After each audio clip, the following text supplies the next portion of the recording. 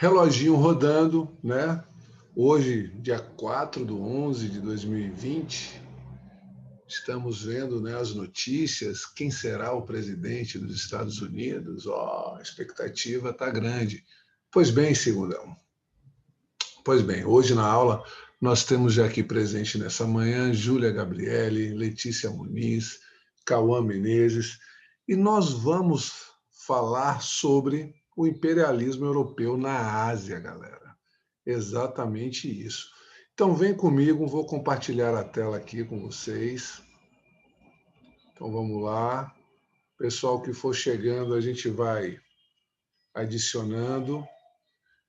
Como eu falei, já já vamos começar, né, a nossa avaliação, impacto. Então, na próxima aula eu já vou falar sobre os assuntos, ou o assunto que será, né, cobrado em nossa avaliação, beleza? Então, vamos à aula. Bom, imperialismo europeu. Nas aulas anteriores, nós já pegamos o conceito de imperialismo, ó Moisés chegando, o conceito de imperialismo, neocolonialismo, né? Nós vimos tudo isso, então é importante sempre estarmos atentos a isso. Então, imperialismo europeu na Ásia. Então, quando aconteceu? Como aconteceu? E quais foram os antecedentes que levaram a isso? Nós veremos aqui agora. Então, vem comigo. Bom, o imperialismo na Ásia ocorreu ao longo do século XIX. Então, século XIX, galera. Ó, a Manuele chegando. Quando potências europeias, o Japão e os Estados Unidos, ocuparam as regiões asiáticas. A expansão para a Ásia se deveu a fatores econômicos, como a garantia de matérias-primas para as indústrias. Vocês lembram como eu falei? Olha lá, a segunda revolução industrial, que não fica só na Inglaterra, vai para outros países e continentes. Mercado para os produtos e ideológicos, como civilizar estes povos. Então, vejam, vem toda aquela questão, né? Vamos levar a civilização. Já falamos sobre isso, né? Como a ciência atuou nisso. Não é isso? Nós vimos isso. Então, vejam só, e aqueles povos que não pretendiam, né, ou não queriam evoluir, seriam exterminados. Já vimos isso na aula anterior. Então, aqui é a mesma história. Vamos, né, civilizar esses povos. Então, vejam só. Porém, vamos ver antes um pouquinho, um século antes, no século XVIII, pois até o século XVIII, a China e a Índia eram nações influentes, ou seja, tinham uma influência. Mas por que elas tinham essa influência, professor? Pois ambas possuíam manufaturas. Manufaturas, produtos confeccionados com as mãos, desenvolvida, né? Bem desenvolvida essas manufaturas, e os seus produtos eram bem comercializados no continente, né, asiático e na Europa. A medicina oriental, apesar de pouco difundida, era bem desenvolvida. E, ou seja, era mais desenvolvida, galera, do que a medicina ocidental, a nossa. Além disso, os chineses já desenvolviam, né, dominavam e já desenvolviam, né, também as artes mecânicas, como a relojoaria. Então, vocês vêem, até hoje, né, velho, a China comanda essa área. Enquanto os hindus construíam observatórios astronômicos, né? Então, era uma outra forma. Então, vejam, a China dominava, né? A China já dominava toda essa arte mecânica, como a relojoaria, enquanto os indianos, ou melhor dizendo, os hindus, construíam, né, templos maravilhosos, que eram observatórios astronômicos. Beleza? Vamos lá. Nos países asiáticos, era comum aliar a pequena produção agrícola, olha lá, aliava a pequena produção agrícola à indústria doméstica, formando sociedades de subsistência. Vocês sabem o que seria uma sociedade de subsistência? A sociedade de subsistência é aquela sociedade que só produz para sobreviver. Beleza?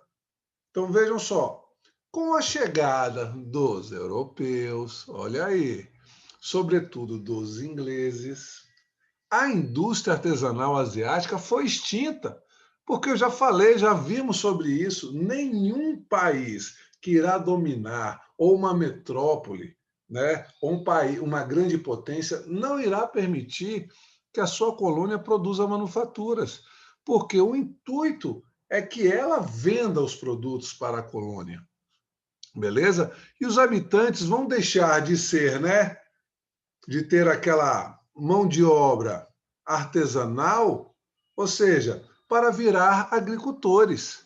Sendo assim, a Ásia passou a atender às necessidades. Vejam, percebam, notem, galera. Segundão, preste atenção nisso. Então, a Ásia vai começar a atender às necessidades dos gêneros alimentícios e matérias-primas para o mercado europeu, né?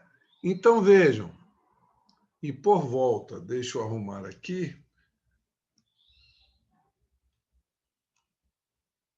vou só arrumar aqui, e aqui eu botei 2 continentes. Bom, agora sim. Vamos lá. Então vejam só, às vezes é na hora da digitação. Então, aí por volta de 1848, né, os ingleses aumentaram seu domínio no continente asiático. Então, vejam, 1848, século XIX. Então, vejam, galera, é importante você perceber isso. Ah, professor, então o imperialismo ficou bem presente aí, não é isso? Então, vejam, imperialismo é quando uma superpotência, uma potência mais rica, mais forte, né, oprime um país que está menos desenvolvido, mais fraco. Então vejam só, vamos dar uma olhadinha num mapa do século XX, né? Um século depois, como é que ficou? Como é que está, né? Vamos lá. Então na tela, João Vitor chegando aí, na tela, por favor. Então vejam, aqui estão as legendas, né, na lateral. Olha lá, os franceses, os territórios que dominam, não é isso? A Inglaterra, os portugueses, holandeses, alemãos, japonesa, ou japonês, a legenda aqui está meio difícil de ler, né? Então vamos lá. Então aqui temos os britânicos, temos os franceses, né? Temos os holandeses, portugueses, alemão, ou, né? Alemanha, o japonês, né? Vejam o domínio, né, de cada país sobre esses territórios. Pois bem, vamos dar continuidade. Então vejam lá, imperialismo Ásia e Oceania, Oceania na Austrália, né? Então, início do século XX. Então foi bem no início, né? Após como é que ficou, né, registrado isso. Então vocês dão para perceber, né, que a Inglaterra ela domina os maiores pontos, né, velho? Agora preste atenção na região ali da Manchúria, da Coreia, como o Japão, ó, se estendeu. Vamos lá. Colonização da Ásia. Como é que se deu essa colonização? Vamos lá, galera. A ocupação das Índias, o nome genérico para as terras descobertas, começaram durante a chamada Revolução Comercial, ocorrida entre os séculos XV e XVII. Desta maneira, estavam garantidos produtos como especiarias, sim, especiarias, todo mundo ia lá, vocês lembram das grandes navegações? Né? Buscar especiarias, porcelanas e toda a gama de mercadorias que não se encontravam assim facilmente na Europa. Não é isso? Vimos isso nas grandes navegações. Os portugueses foram os primeiros europeus autorizados a construir portos em certas regiões da Índia, China e Japão. No entanto, com a Revolução Industrial, o cenário econômico europeu mudou. Com o surgimento das fábricas, se produzia mais e se necessitava mais de matérias-primas. Lógico, porque senão ia parar a produção. Ao mesmo tempo, era preciso menos mão de obra e o desemprego aumentou. Dessa maneira, nações industrializadas como a França e a Inglaterra serão as novas protagonistas da conquista imperialista aos países asiáticos. Veremos isso, veremos isso.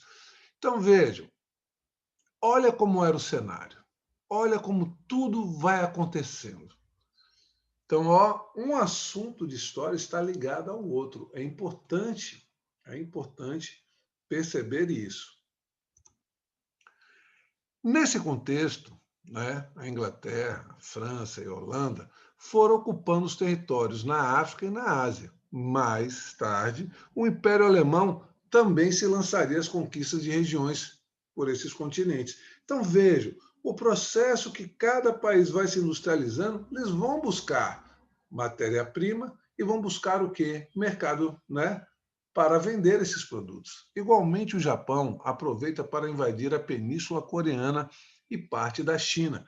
Os Estados Unidos, sim, começará, né, a ocupar a ilha do Pacífico e o símbolo dessa conquista será o Havaí.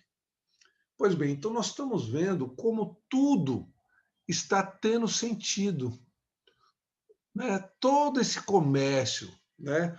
Toda essa questão em prol da industrialização, a corrida, né, desses países em busca de matéria-prima e de novos mercados. Bom, vamos lá, a Índia. Vamos saber mais sobre como aconteceu. A Índia foi ocupada gradativamente por ingleses, franceses, a partir do século XVIII. Então, vejam, século XVIII no Brasil foi um momento áureo do ouro, né? O ouro de aluvião. No entanto, em Minas Gerais, no entanto, os franceses tiveram que renunciar e conquistar mais territórios nessa região após a Guerra dos Sete Anos. Lembra aquela Guerra dos Sete Anos?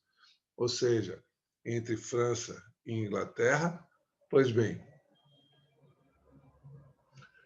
assim,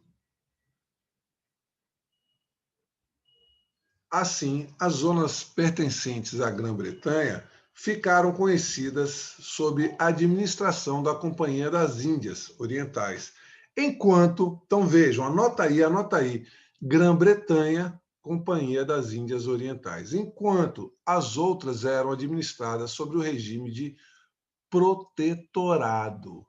Então, gente, deixa eu colocar aqui, ou melhor dizendo, alguém aí online saberia o que é protetorado? Alguém poderia? Protetorado. Já que ainda vocês estão dormindo. De acordo com Wikipédia, Dourado é um município brasileiro Não, do estado de São Paulo. Tá errado. Eu falei protetorado.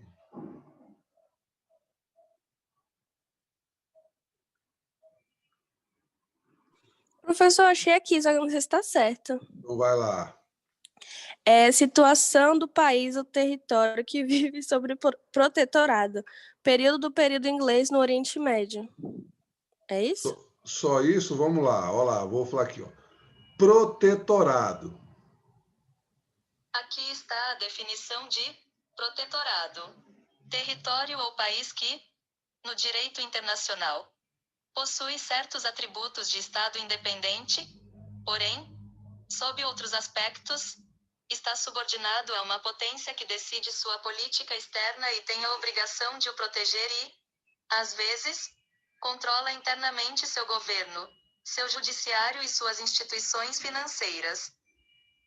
Então vejam, entendido isso? Então, é quando uma superpotência, né, ela vai controlar, vai tirar proveitos, irá proteger essa região para o seu próprio domínio. Então vejam, a Grã-Bretanha, como eu falei, ficaram sob a administração da Companhia das Índias Orientais. Ó, Índias Orientais é a Inglaterra. Enquanto as outras eram administradas sob o regime de protetorado. Já vimos o que é protetorado. Isso significava que muitos dos governadores locais, os marajás, mantiveram seu poder, mas a atividade agrícola passou a ser do cultivo de algodão e juta. Juta que faz aquele tecido para os panos de cacau que ficam no armazém, destinadas às fábricas inglesas. Então, vejam, como consequência, os alimentos, né, ficaram escassos e houve a fome no campo. Essa situação, aliada às crescentes medidas, né, discriminatórias impostas pelas autoridades britânicas, levaram a sublevações como a revolta dos cipaios, ocorrida em 1857, século XIX. Os indianos foram derrotados 2 anos depois, e entre as consequências da revolta, esteve o endurecimento do poderio inglês. Então, os ingleses vão apertar cada vez mais. A Companhia das Índias Orientais é dissolvida e a Índia é incorporada, olha lá, ó, a Índia é incorporada oficialmente ao Império Britânico, através da coroação da Rainha Vitória como imperatriz da Índia em 1876. Então, vejam o domínio, ou seja, antigamente ficava, né, sob a administração das Companhias das Índias Orientais, mas aos poucos, a Inglaterra vai mostrando as suas garras. E a partir do momento, né, que a Companhia das Índias Orientais é dissolvida, a Índia é incorporada à Grã-Bretanha, né, ao Império Britânico, melhor dizendo. Beleza, galera? Alguma dúvida? Não, sem dúvida. Sem dúvida. E aí, tudo bem? Tudo? Me diga uma coisa, vocês estão torcendo para quem ganhar as eleições nos Estados Unidos? Tô torcendo para que não seja Donald Trump.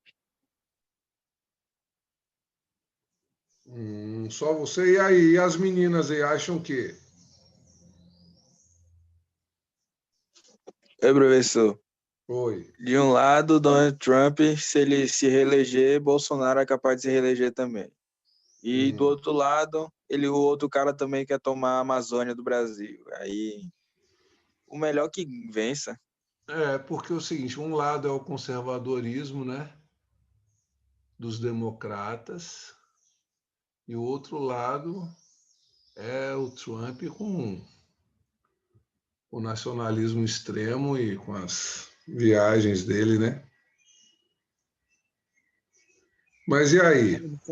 Eu não sabia não desse cara querer tomar a Amazônia, não. Eu também não, vou até especular isso aí. Bota no Google, professor. Ele quer, tipo, meio que privatizar a Amazônia, entendeu? Porque ele diz que o Brasil não tem capacidade de gerir a Amazônia. Mas e é assim, é?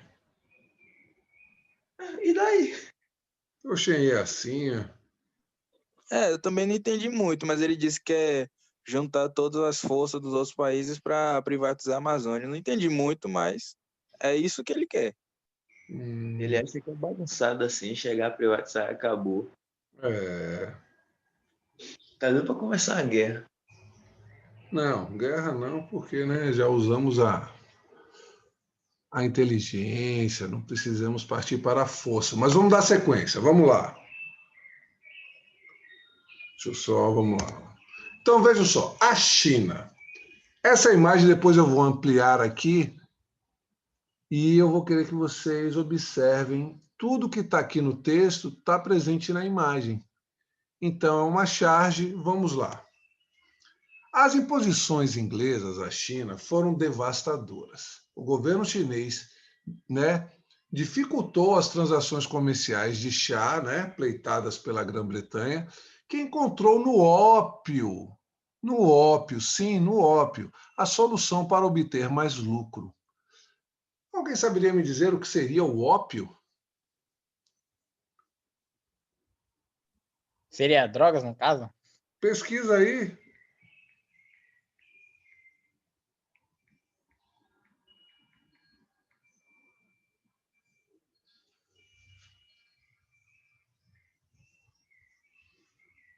Pesquisaram?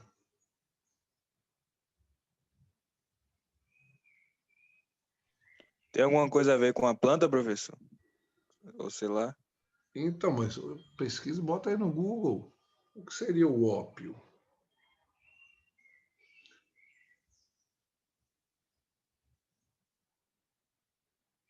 É extraída de uma espécie de papula. Hum, Que Serve é como- tipo uma droga. Gostando. É tipo um narcótico. Serve como narcótico. Aí eu já gostei mais. Que mais? Pode ter mais.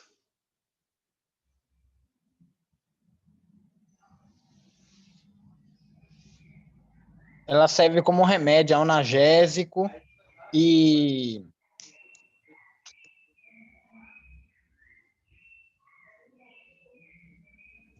Bom, o que eu vi aqui é que ela parece uma droga, saca? Deixa a pessoa Aqui. dependente, eufórica, essas coisas assim. Então, é uma droga. A substância, por seus efeitos devastadores, era proibida na Grã-Bretanha, mas foi vendida à população chinesa. Então, vejam, olha que coisa bem louca. Como é proibido no meu país, mas eu vendo para outro país. Se eu não quero, para mim, eu vou vender para outro, oferecer para outro. É bem louco isso, vocês não acham, não?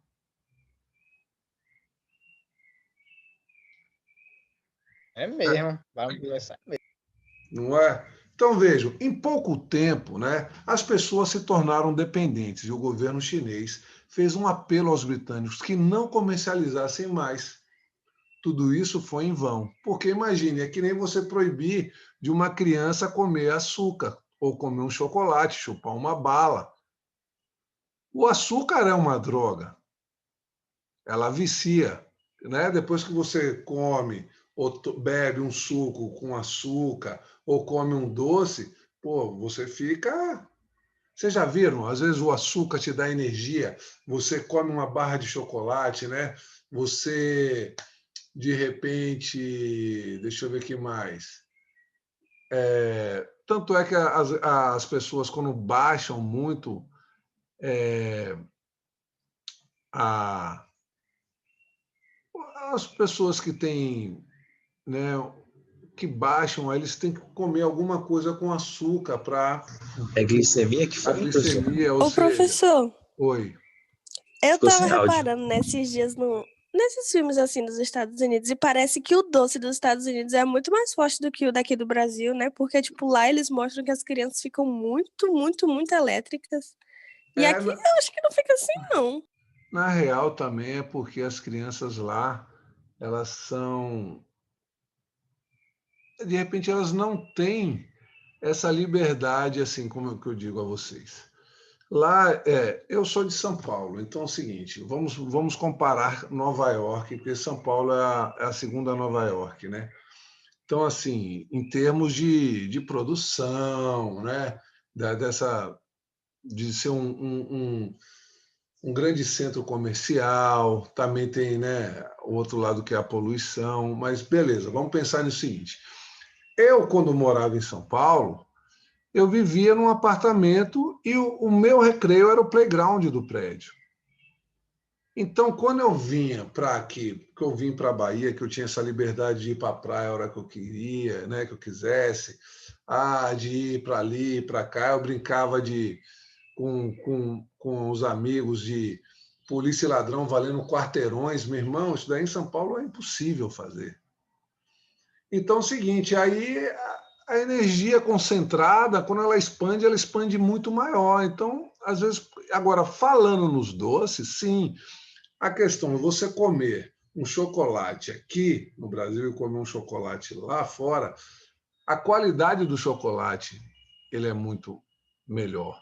Exemplo, vocês sabiam que as melhores frutas do Brasil elas são exportadas, né? Já vi reportagem sobre isso já. Elas vão. Então, assim, o sorvete, se você tomar um Häagen-Dazs, você vai ver que, poxa, o nosso sorvete ainda é muito fraquinho. Se bem que tem um sorvete, né, aqui, o Dom Palito, que eu acho sensacional, mas comparados assim ao Häagen-Dazs, aos sorvetes, né, que são fabricados lá fora, no exterior, é a qualidade, né, o leite, a qualidade dos produtos, da matéria-prima que eles utilizam. Então, você é outro sabor, é outra questão. Agora, a questão da energia, como eu falei a você, eu acho que é exatamente da questão de estarem, né, presas, não tem essa liberdade. E aí, quando solta, meu irmão, o bicho pega. Mas então vejam, olha como é o que eu falei para você, o que a Inglaterra proibia para ela começou a comercializar e trouxe um vício muito grande à população da China. Mas tudo isso foi em vão, porque era que nem aquela questão, como eu falei, do açúcar, né? Pega um pouquinho de açúcar, joga no chão, dá um rolê e volta. Você vai ver o formigueiro que vai estar ali. Ou daqui a pouco barata comendo aquele açúcar. Então, meu irmão, é aquela coisa. Então, com a reação, os chineses queimaram em 1839, né, no século XIX, ao menos 20 mil caixas de ópio no porto de Cantão. Em seguida, resolveram fechá-lo aos britânicos, que tomaram esta atitude como uma agressão e declararam guerra ao país. Então vejam aí, vejam. E o pior é que agora vocês vão ver o seguinte, uma China abalada, galera. Uma China que está começando a perder os seus pilares, porque vai entrar em conflito com a Inglaterra e depois alguns países que vocês verão agora, né? Alguns países vão se aproveitar disso.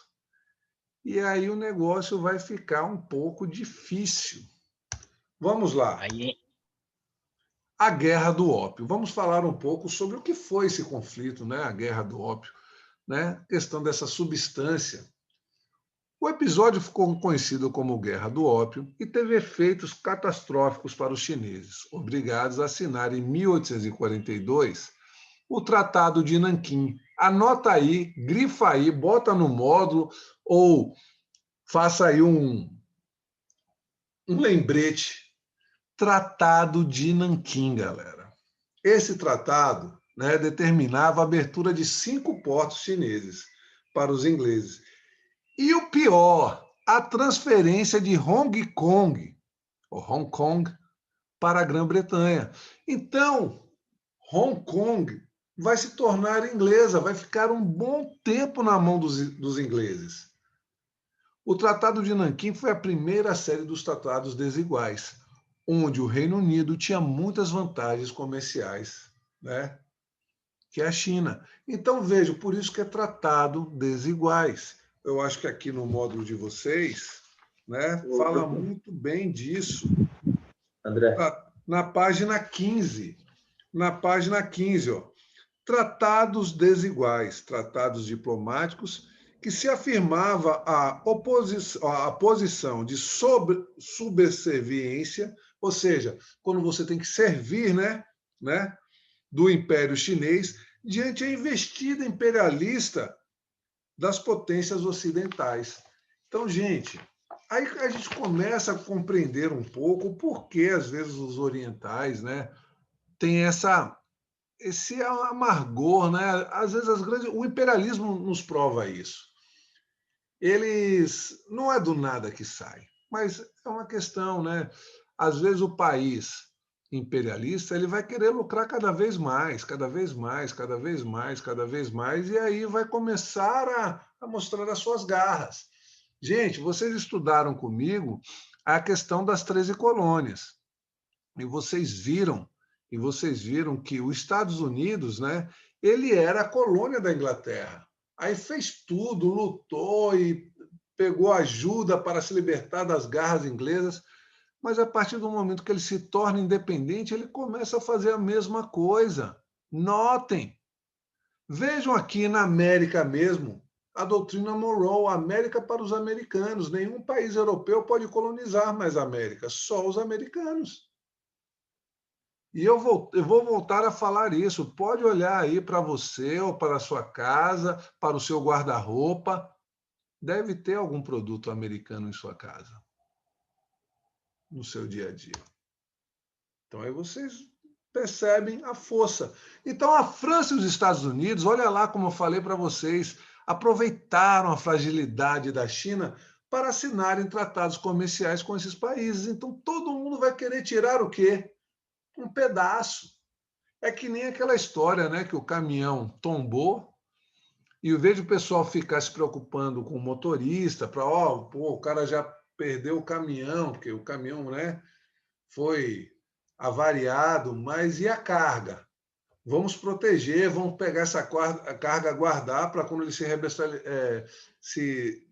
para quando ele melhorar, né, restabelecer, melhor dizendo,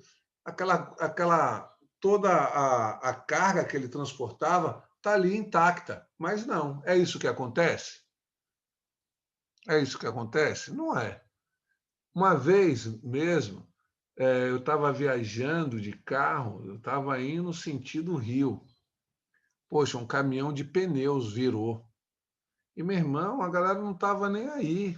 Nego pegando pneu e nem aí para tudo que estava acontecendo em sua volta. Quando a polícia chegou, né, velho? Aí parou a confusão, mas é o que eu falo, todo mundo quer tirar uma lasquinha, quer tirar um proveito da situação, ou seja, da questão do outro. De que forma, né? Ah, o outro já está sendo fragilizado, então eu vou lá pegar o meu também.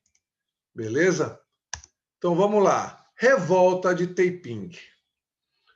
Então, a revolta de Taiping, vamos ver o que foi isso aqui agora. Então, gente, eu não posso esquecer, hein, o Tratado de Nanquim.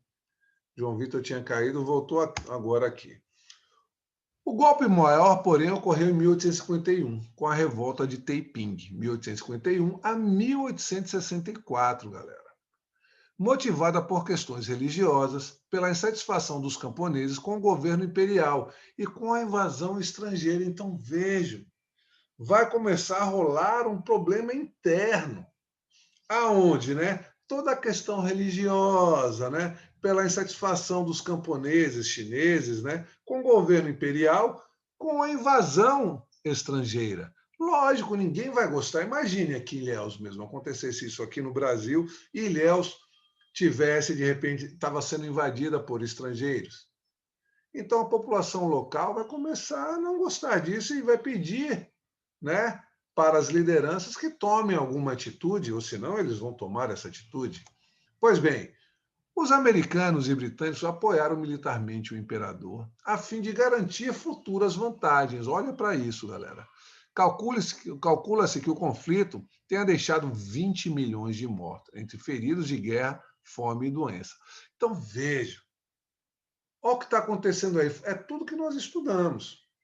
Ou seja, está fragilizado, está acontecendo um início, né? Uma faísca de uma revolução, aonde eles vão querer que o governante tome uma atitude, está começando um motim para isso, e aí vem as grandes potências e vão apoiar o imperador para ir contra a população.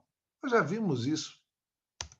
Pois bem, a dinastia reinante jamais recuperou o prestígio após o conflito civil e ainda teve que conceder mais benefícios comerciais às potências europeias. Ou seja, gente, é o vampirinho no pescoço, né, velho? Enquanto houver sangue, ele vai estar ali. Concordam comigo? Então vejam só, aí vai ter um conflito muito importante, que é a Guerra dos Boxers. Pois bem, em 1864, derrotados, os chineses viram seu território ser retalhado entre Alemanha, Estados Unidos, França, Grã-Bretanha, Japão e Rússia. É como eu falei, cada um vai querer tirar uma lasquinha. Nova derrota ocorreu após a Guerra dos Boxers, um movimento nacionalista chinês. Vocês vão pesquisar isso, né? Vocês vão ver que é um conflito, né, religioso também. Dessa vez, a China foi obrigada a aceitar a política de portas abertas, onde era obrigada a abrir todos os portos à comercialização de produtos estrangeiros.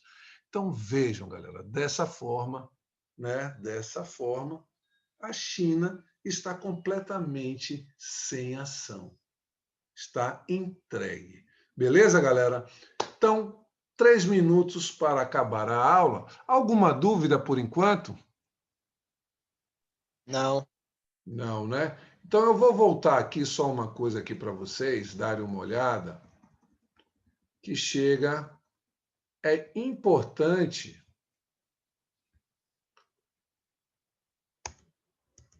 Quando falamos do imperialismo, né? Ó, vocês estão aqui, ó, lembrando da aula. Então, ó, protetorado, dominação através de um líder local, colônia, dominação direta dos países colonizadores, área de influência, dominação em áreas específicas, mantendo um governo nativo, e econômica, influência nos projetos econômicos dos países.